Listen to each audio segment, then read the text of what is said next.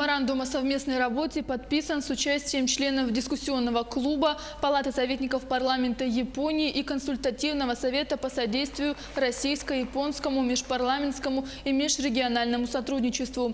Подписали документ председатель Комитета Совета Федерации по международным делам Константин Косачев и министр экономики, торговли и промышленности Японии, министр по экономическому сотрудничеству с Россией господин Секо Хиросиге. Константин Косачев отметил, что отношения между нашими странами получили уже новое практическое наполнение.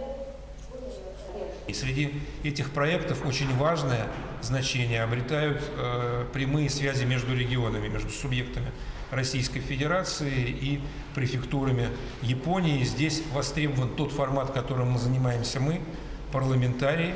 И здесь, на мой взгляд, очень хорошо будет работать идея регулярных встреч уже не в столицах, а в регионах. Вот сегодня мы в Якутии, Саха. То, что сегодня с японскими парламентариями здесь, в Якутске, работает несколько десятков молодых, перспективных, амбициозных японских предпринимателей, конечно же, вселяет у нас надежду на то, что уедут наши японские друзья отсюда из Якутска с новыми идеями, с новыми эмоциями и, конечно же, с новыми предложениями по развитию двустороннего сотрудничества.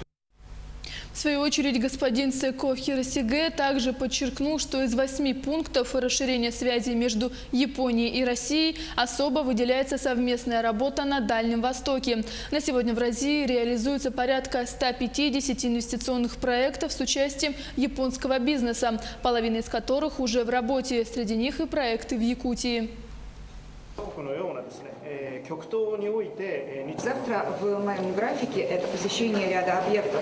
Например, парник, где выращиваются овощи, причем это за счет японо-российского сотрудничества, а также объект по переработке мусора, то есть сжигание мусора, причем малого масштаба, и который не дает дым.